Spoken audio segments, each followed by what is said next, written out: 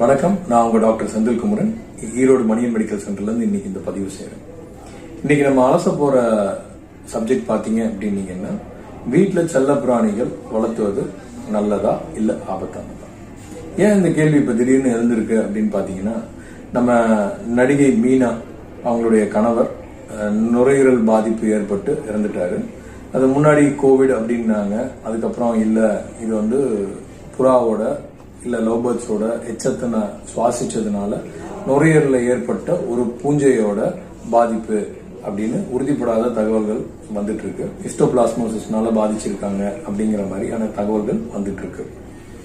So இந்த சூழ்நிலையில இந்த கேள்வி நிஜமா ஒரு நல்ல கேள்வியா இருக்கும் அப்படின்னு நினைக்கிறேன். இதை பத்தி நம்ம பேசுறதுக்கு முன்னாடி, ஏன் நம்ம செல்ல பிராணிகளை வீட்டுல வளர்த்தணும் அப்படின்னு பாத்தீங்கன்னா, இன்னைக்கு நம்ம இயந்திரமான உலகத்துல நம்ம வாழ்ந்துட்டு இருக்கோம். நம்ம குழந்தைகள் பாத்தீங்க அப்படின்னீங்கன்னா, பாதி நேரம் நம்மளுடைய அலைபேசி கைபேசியிலேயே வந்து அவங்களுடைய நேரத்தை யூஸ் பண்ணிட்டு இருக்காங்க. ஸோ இதுல இருந்து அவங்க ஒரு விடுதலை ஆகிறதுக்கும், எத்தனை பொம்மைகள் இருந்தாலும் பாத்தீங்க அப்படின்னீங்கன்னா அதனுடைய ஈர்ப்பை விட ஒரு செல்லப்பிராணி வீட்டுல இருக்கும்போது அதன் மேல வரக்கூடிய ஈர்ப்பு ரொம்ப அதிகம். ஸோ அதனால குழந்தைகளோட மனநலம் நல்லபடியா இருக்கு அப்படிங்கிறது நம்ம குழந்தைகள் நல மருத்துவர்களோட ஆய்வுல இருந்தது. ஆனா இதனுடைய இன்னொரு பக்கம் பாத்தீங்க அப்படின்னீங்கன்னா ரொம்ப கொடூரமானது.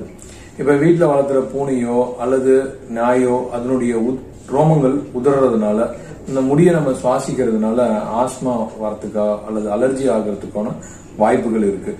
அத நம்ம வீட்டுல வளர்த்துற செல்லப்பிராணிய நம்ம வீட்டுக்குள்ள எல்லா இடத்துலயும் நம்ம அனுமதிக்கிறோம். இன்னும் சொல்ல போனா நிறைய பேர் பாத்தீங்கன்னா தன்னோட படுக்கையில பக்கத்துல படுக்க வச்சுக்கிறாங்க, கட்டி பிடிச்சிக்கிறாங்க, முத்தம் கொடுத்துக்கிறாங்க. இதனால பல வியாதிகள் வரத்துக்கான வாய்ப்புகள் இருக்கு.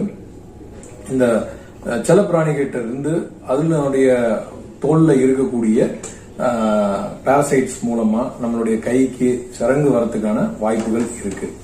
அதே மாதிரி அதனுடைய கழிவு பொருள்ல இருந்து குடல் புழு, அது நம்மளுடைய நெகத்தல் வழியாவோ அல்லது நம்ம உணவுல ஏதாவது கலந்து இருந்ததுன்னா குடல் புழு வரத்துக்கான வாய்ப்புகள் இருக்கு.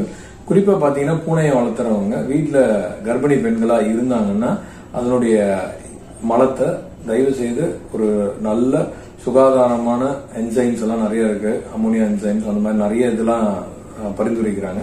அது போட்டு நம்ம கிளீன் பண்ணணும். இல்ல அப்படின்னா டாக்ஸோபிளாஸ்மோசிஸ் அப்படின்னு சொல்றதுங்கிற ஒரு கிருமி வந்து கர்ப்பிணி பெண்களை தாக்குறதுக்கான வாய்ப்புகள் இருக்கு. அதே மாதிரி தோல் வியாதிகள் வரத்துக்கான வாய்ப்புகளும் இருக்கு. செல்லப்பிராணிகள் வீட்டுக்கு வெளியில இருந்தது அப்படின்னா அதனால பெரிய விதமான ஆபத்துகள் இல்ல. வீட்டுக்குள்ள வந்தது அப்படின்னா நிறைய நோய்கள் வரத்துக்கான வாய்ப்புகள் இருக்கு.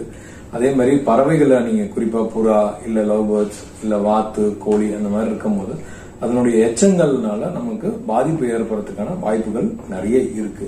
ஸோ அதுல ரிஸ்க் வர்சஸ் பெனிஃபிட் பார்க்கும்போது அதனுடைய நன்மைகளை விட தீமைகள் ரொம்ப அதிகமா இருக்கு.